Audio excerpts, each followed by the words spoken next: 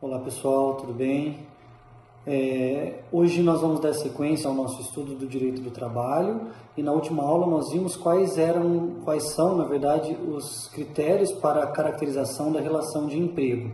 Hoje eu quero abordar com vocês outras formas de trabalho, daquele nosso trabalho em sentido lato sensu, que não se caracterizam como emprego, porque ausente ou ausentes uma ou mais das características da relação de emprego. Nós vimos na aula passada que para que um trabalho seja também um emprego, nós precisamos de que o serviço seja prestado por uma pessoa física, com subordinação, com habitualidade, com onerosidade e com pessoalidade. Então veja que nós temos alguns requisitos para que o meu trabalho seja também um emprego. Quando me falta um desses requisitos, me faltou a subordinação, me faltou a pessoalidade, me faltou a onerosidade, faltando qualquer um destes requisitos citados, o nosso trabalho não deixa de ser trabalho, mas deixa de ser emprego. Então hoje o que eu quero falar com vocês é exatamente isso, outras formas de trabalho que não são relação de emprego. E a primeira delas que nós vamos abordar é a relação de trabalho autônomo. Como o próprio nome já diz, o trabalhador autônomo, ele trabalha com autonomia, diferente do que acontece na relação de emprego, na qual o trabalhador empregado, ele trabalha subordinado, sem autonomia. O trabalhador autônomo é aquele trabalhador que labora por conta própria, por sua própria conta, pelo seu próprio risco. O trabalhador empregado não. O trabalhador empregado é aquele que trabalha por conta alheia. Então, o trabalhador autônomo, ele exerce a sua atividade profissional sem um vínculo empregatício, por conta própria e com a assunção dos seus próprios riscos.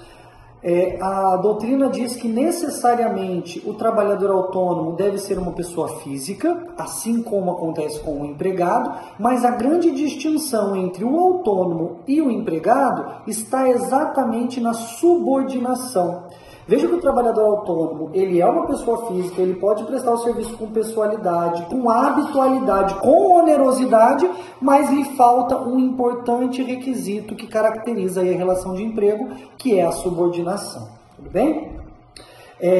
Até a reforma trabalhista, a CLT não falava nada sobre o trabalhador autônomo. Até a reforma trabalhista, quando a gente iria estudar o trabalhador autônomo, a gente utilizava-se da doutrina e de uma lei específica do direito previdenciário que citava também o autônomo como um dos contribuintes para a Previdência Social. Acontece que desde 2017, com a reforma trabalhista, há um dispositivo na CLT, o 442B, que foi inserido pela reforma trabalhista, depois foi modificado com a medida provisória 808, se eu não me engano, de 2017. Depois essa medida caiu, voltou à redação original do texto.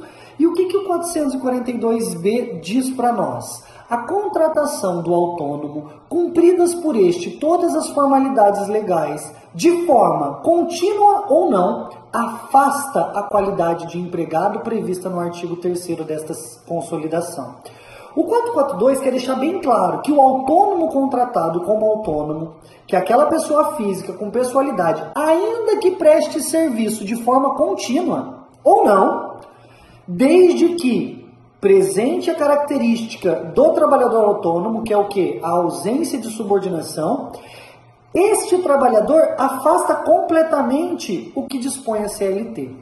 Vejam que esse dispositivo, alguns doutrinadores fazendo análise do 442B, entende que não haveria necessidade da existência desse dispositivo na CLT, porque ele só está ratificando o que o artigo 3º nos diz. O artigo 3º menciona que para que seja empregado, eu preciso de habitualidade, pessoa física, subordinação, onerosidade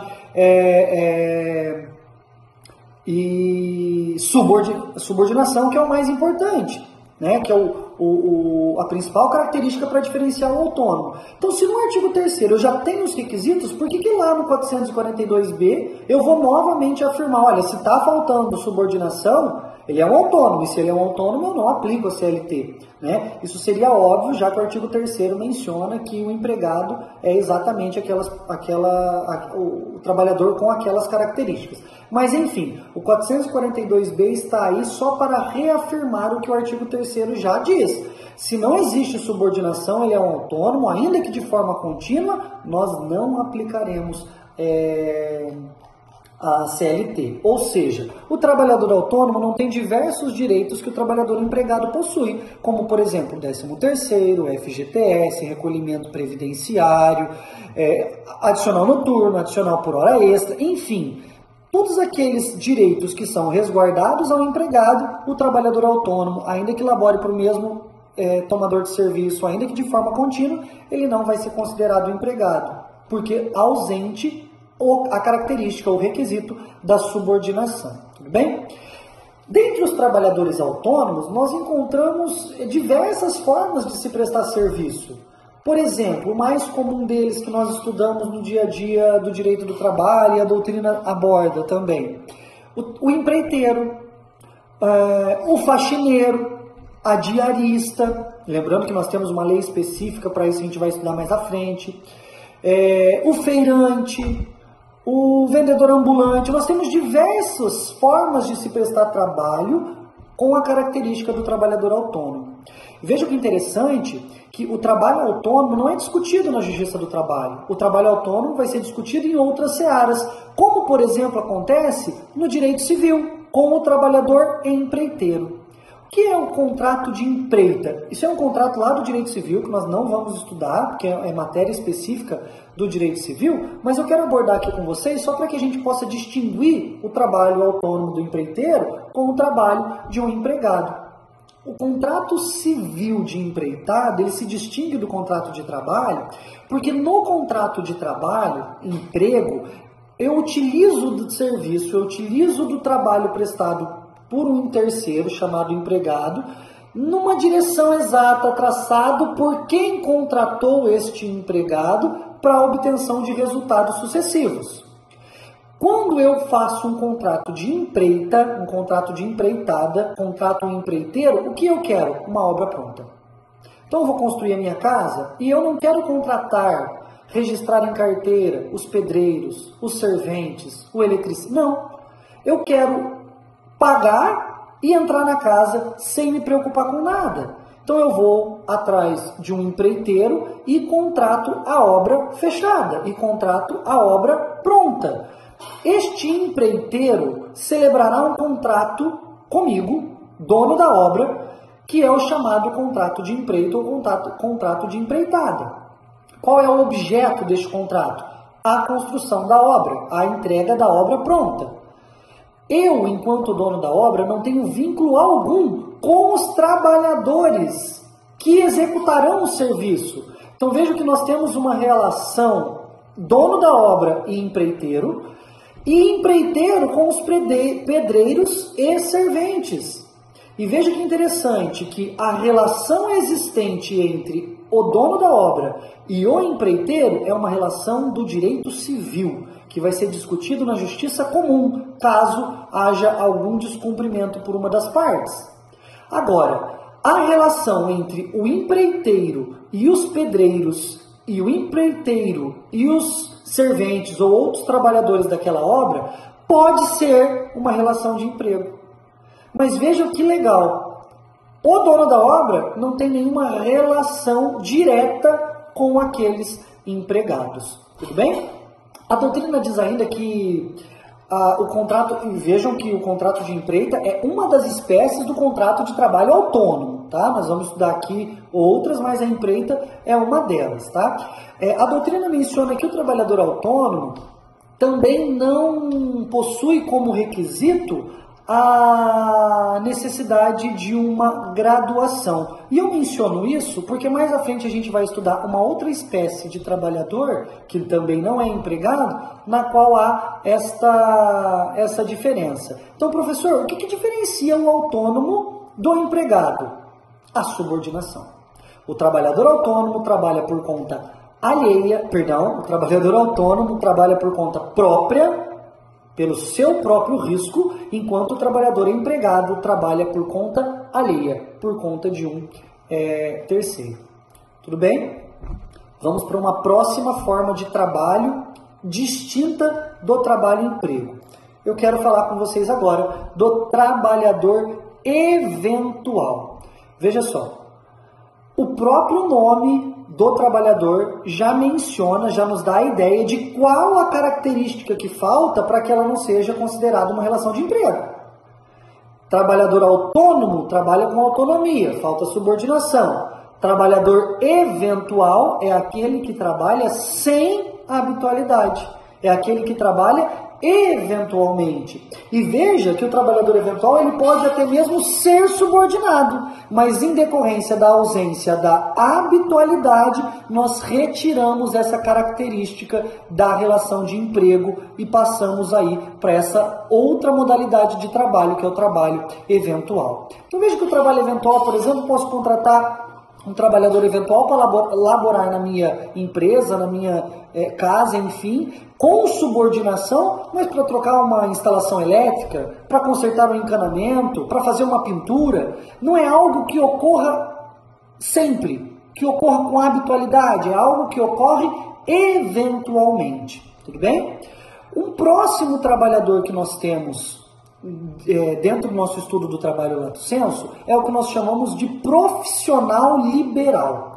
O profissional liberal é aquele trabalhador autônomo. Veja que a maioria dos trabalhos lato sensu nós podemos encaixar dentro do trabalho autônomo, porque sempre me falta, na maioria deles, o requisito subordinação, tá? Com distinção, por exemplo, do trabalhador eventual, que me falta a habitualidade, mas a subordinação, pode haver a subordinação.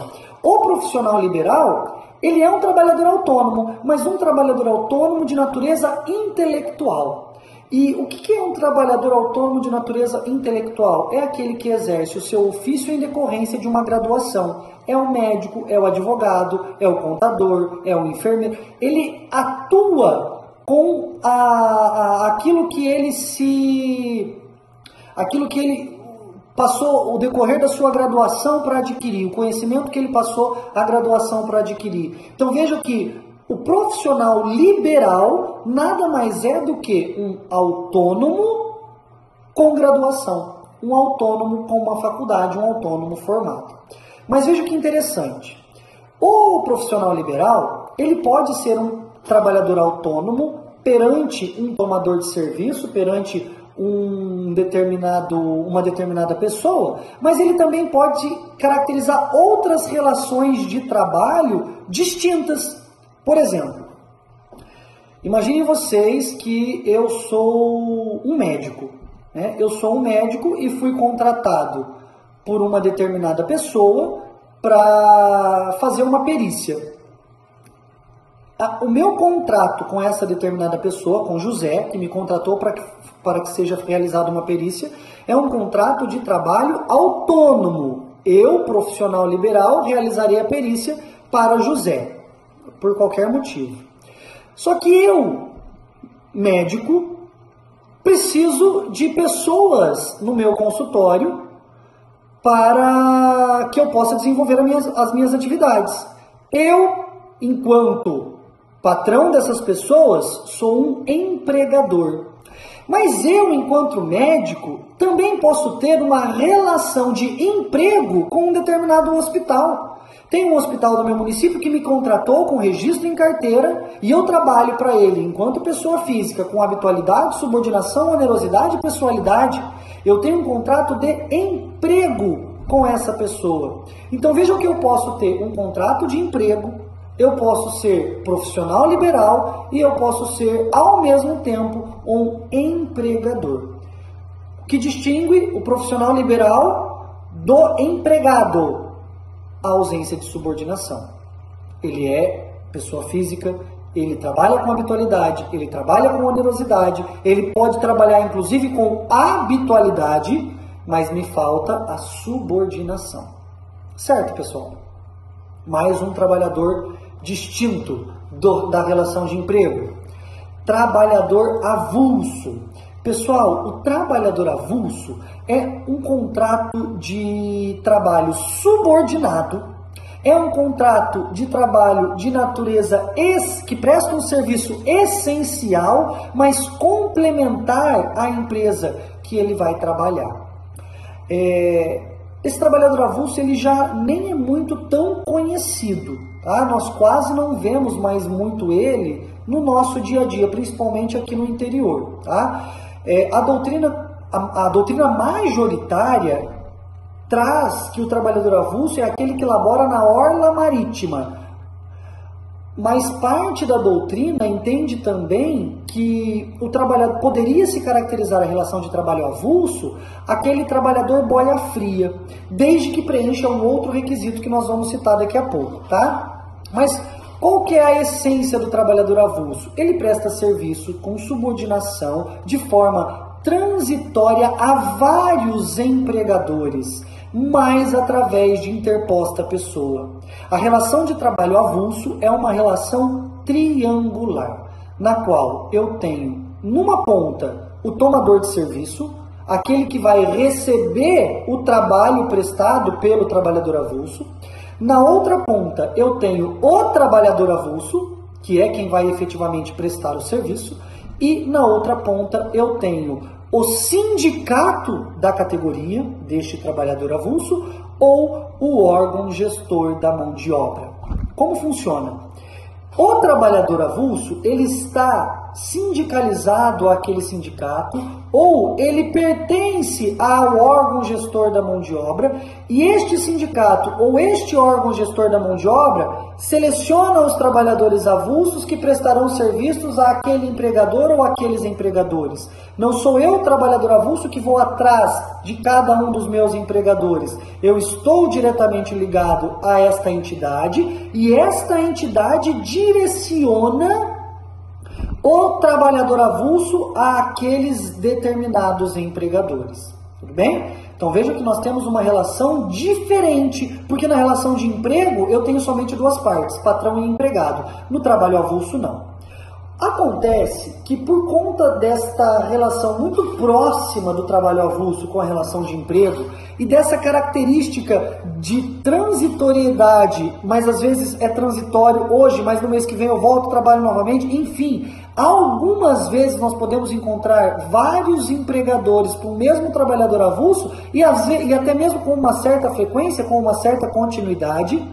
Em decorrência disto, a Constituição Federal, no artigo 7º, inciso 34, garante igualdade de direitos ao trabalhador avulso com relação aos direitos garantidos aos empregados. Vou fazer uma leitura para vocês do artigo 7º. São direitos dos trabalhadores urbanos e rurais, além de outros que visem a melhoria de sua condição social. Inciso 34, igualdade de direitos entre o trabalhador com vínculo empregatício permanente, que é o nosso empregado, e o trabalhador avulso. Professor, o que isso quer dizer? Que se o empregado tem direito a FGTS, a INSS, a 13º, a hora extra adicional noturna, a insalubridade e periculosidade, o trabalhador avulso também vai ter. Se algum direito do trabalhador avulso deixar de ser garantido, deixar de ser pago, o trabalhador avulso deverá buscar a justiça do trabalho e não a justiça comum, como acontece com o trabalhador autônomo, como acontece com o profissional liberal, como acontece com o trabalhador eventual. Então, cuidado, que eu disse para vocês no começo do nosso semestre que a CLT se preocupava com uma só espécie de trabalhador, que é o trabalhador empregado. Mas a Constituição Federal garante igualdade de direitos. Ele não é empregado, mas ele tem os mesmos direitos que o empregado. Então, vejam que a CLT ela se preocupa com o empregado, somente o empregado, mas todos os direitos garantidos ao empregado também deverão ser dados e garantidos ao trabalhador avulso por uma exigência constitucional. Mas cuidado que para que eu contrate um empregado, eu não preciso de uma interposta pessoa, eu posso contratá-lo diretamente. Já na relação de trabalho avulso, não. Nós temos sempre esse empregado sendo direcionado ao tomador de serviço pelo órgão gestor da mão de obra ou pelo sindicato da categoria. Tudo bem, pessoal? Eu quero tratar com vocês de mais um trabalhador, que é o que nós chamamos de trabalhador temporário. E este trabalhador temporário, como o próprio nome já diz, não é um trabalhador que vai laborar continuamente. Ele trabalha com um prazo definido, com um prazo certo. Ele trabalha temporariamente. Ainda, e é um trabalhador atípico, já que nós temos uma legislação própria para cuidar deste trabalhador. A lei que cuida deste trabalhador, a lei que prevê o trabalho temporário, é a Lei 6.019 de 1974, uma lei antiga e que foi recentemente, nem tão recente assim, nós estamos em 2020, mas foi alterada pela reforma trabalhista, pela Lei 13.429, mas não foi pela reforma trabalhista não. Foi pela lei que criou que regulamentou o serviço terceirizado, tá? Perdão, mas foi no mesmo ano que a reforma trabalhista, mas uma lei distinta, que é a Lei 13.429. Trabalhador temporário e trabalhador terceirizado são coisas diversas, são coisas distintas, mas tratadas na mesma lei. O que eu estou tratando com vocês aqui agora não é terceirização, é trabalho temporário. Veja, eu tenho uma empresa e na minha empresa eu tenho diversas empregadas e uma empregada minha está grávida, vai sair de licença maternidade.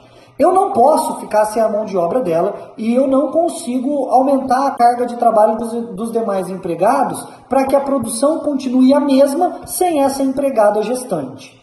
O que eu quero? Contratar uma nova pessoa. Mas eu não quero contratar uma nova pessoa para sempre. Eu não quero contratar uma nova pessoa de forma contínua, como empregada, sem que eu possa rescindir o seu contrato num prazo certo, num prazo definido. Não. E eu não quero também aquela dor de cabeça de ter que fazer entrevista, de ter que ensinar tudo de novo para essa pessoa. Então eu procuro uma empresa especializada em cessão de mão de obras, que nós chamamos de empresa de trabalho temporário, e contrato essa empresa para que essa empresa direcione uma empregada a mim. Veja que interessante, nós também temos uma relação triangular no contrato de trabalho temporário. Eu tenho o tomador de serviço, que é aquela empresa ou aquele empregador, pessoa física que vai receber a mão de obra. Eu tenho o trabalhador temporário, que perante o tomador vai prestar o serviço. E eu tenho a empresa de trabalho temporário. Tomador de serviço, trabalhador temporário, empresa de trabalho temporário. Eu, Guilherme, contrato a empresa tomadora de serviço que possui mão de obra específica para prestar serviço na minha empresa. Este contrato entre o Guilherme e a empresa de trabalho temporário é um contrato de natureza civil, que, se eventualmente for descumprido, vai ser discutido na justiça comum. Eu, Guilherme, tomador de serviço, não tenho nenhuma relação com o trabalhador temporário. Mas o trabalhador temporário, perante a empresa de trabalho temporário, é empregado.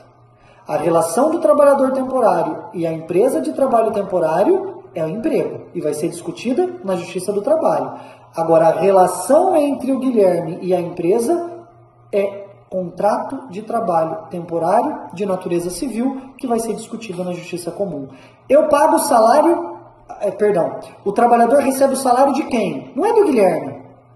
O Guilherme paga a empresa e a empresa paga o trabalhador temporário. Claro que, indiretamente, o Guilherme que está pagando, mas o valor que a empresa cobra, além do salário que está lá embutido, além dos encargos, tem o lucro para que a empresa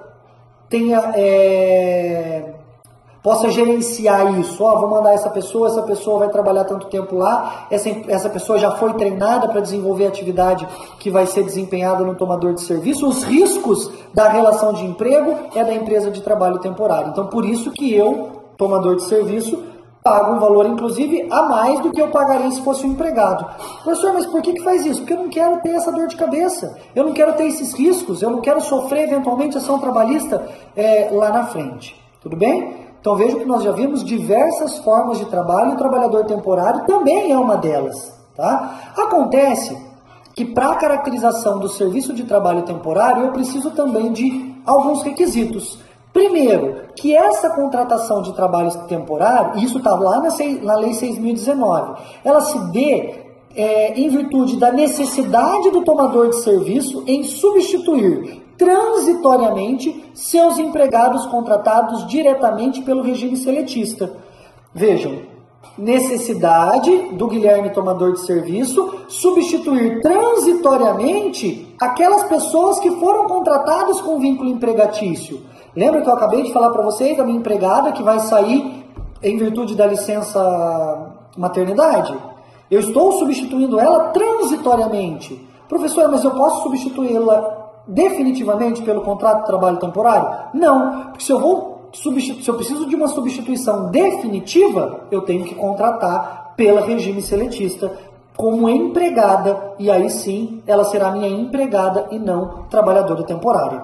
Um segundo requisito, aliás, não é nem segundo requisito, nós citei para vocês o inciso 1 do parágrafo 3º do artigo 9º, que traz os requisitos, agora eu vou citar para vocês o inciso 2, que fala de demanda complementar de serviços. Então, a primeira é a substituição transitória de quem é efetivamente empregado, e a segunda hipótese da possibilidade de contratar um trabalhador temporário é de demanda complementar de serviços. Vejam, Páscoa. Eu produzo chocolate o ano todo, e para a produção do chocolate durante o ano, eu tenho X funcionários. Nesta Páscoa, o número de encomendas triplicou. E eu sei que eu não preciso desses funcionários o ano todo. Eu sei que a minha produção triplicou somente agora. Então eu vou lá contratar uma empresa de trabalho temporário para a demanda complementar dos serviços, para essa produção acima da média, acima do normal do tomador de serviço. Finalizou o prazo, encerrou o contrato de trabalho temporário. Professor, e por quanto tempo pode se dar o contrato de trabalho temporário? Aí a gente precisa fazer uma leitura, cuidado com quem está acompanhando as nossas aulas através de alguma doutrina mais desatualizada, porque em 2017 nós tivemos essa alteração que eu disse para vocês e o prazo foi alterado. Antes dessa alteração, o prazo era de 3 meses, podendo ser prorrogado por mais 3 meses, desde que com autorização do Ministério do Trabalho e Emprego. Veja que interessante, deixa eu ver se eu acho qual é o artigo. Artigo 10, parágrafo 1º.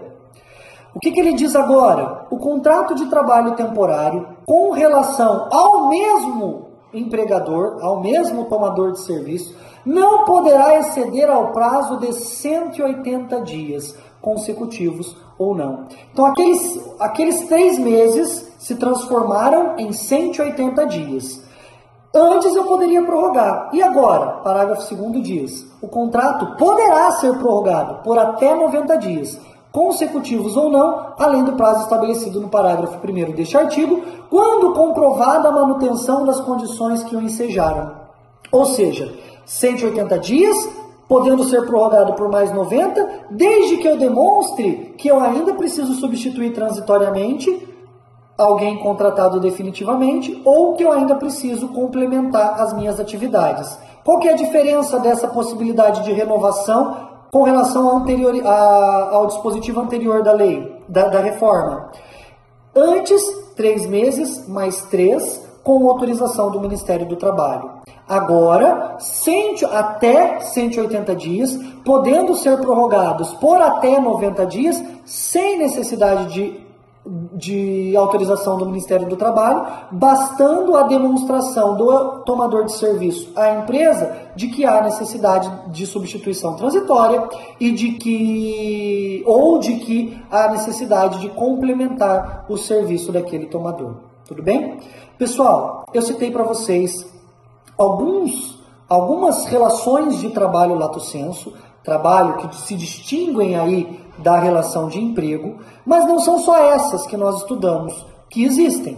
Nós temos, por exemplo, o contrato de estágio, o contrato de trabalho voluntário, o contrato de representação comercial, que também tem uma lei própria para isso. São outras formas de trabalho que se diferenciam da relação de emprego. O que eu preciso deixar bem claro? O que a gente precisa deixar isso bem nítido na nossa cabeça?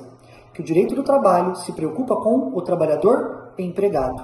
Mas que existe uma única forma de trabalho lato sensu que possui igualdade de direitos com o emprego, com o empregado, que é o trabalhador avulso. Pessoal, muito obrigado e até a próxima. Um abraço.